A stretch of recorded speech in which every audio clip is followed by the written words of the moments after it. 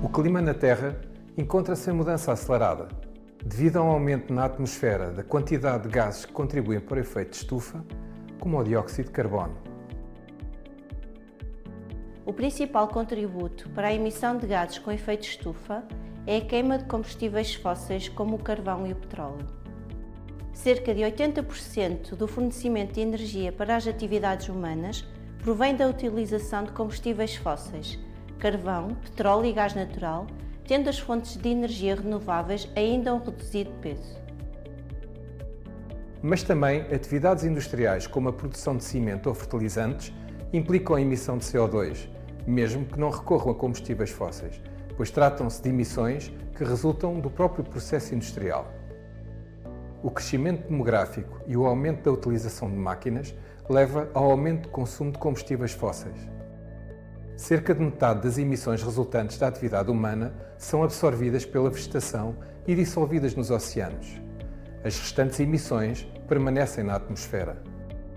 O uso generalizado de fertilizantes para o cultivo de alimentos aliado à indústria pecuária tem, ao longo dos anos, vindo a contribuir para o aumento das emissões de gases de efeito de estufa nos países mais industrializados e nas regiões tecnologicamente menos desenvolvidas do nosso planeta.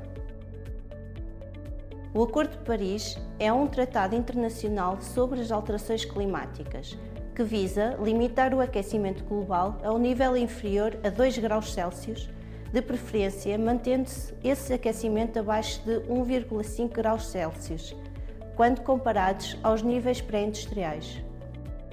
Este objetivo implica modificação da economia e da organização social que permitam reduzir os efeitos nefastos sobre o clima e que vão de encontro aos desafios climáticos atuais.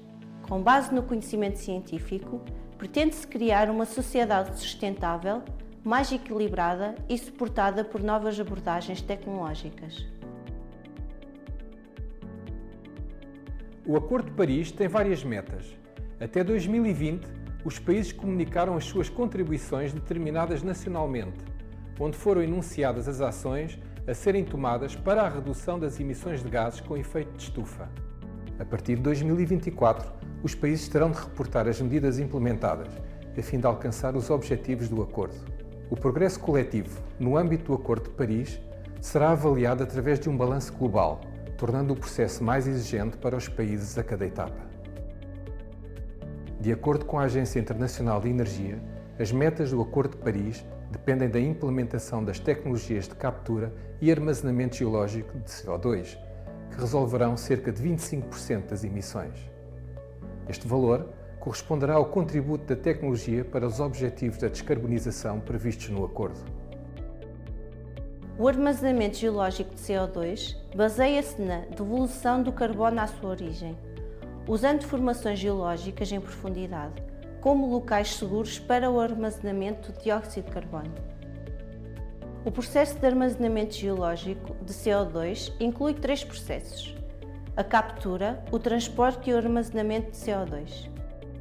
No processo de captura de dióxido de carbono, é recolhido diretamente junto das fontes de produção estacionárias, tais como cimenteiras, centrais termoelétricas, refinarias de hidrocarbonetos, entre outras. Após a captura, o transporte do CO2 pode ser realizado por comboio, gasodutos ou por navio, dependendo da distância entre a fonte e o local de armazenamento. Por fim, ocorre o armazenamento de dióxido de carbono, que corresponde à sua injeção no subsolo em formações geológicas que respeitem todos os requisitos necessários para um armazenamento seguro e eficaz. O armazenamento geológico de dióxido de carbono contribui para o equilíbrio do clima e um futuro melhor para as populações.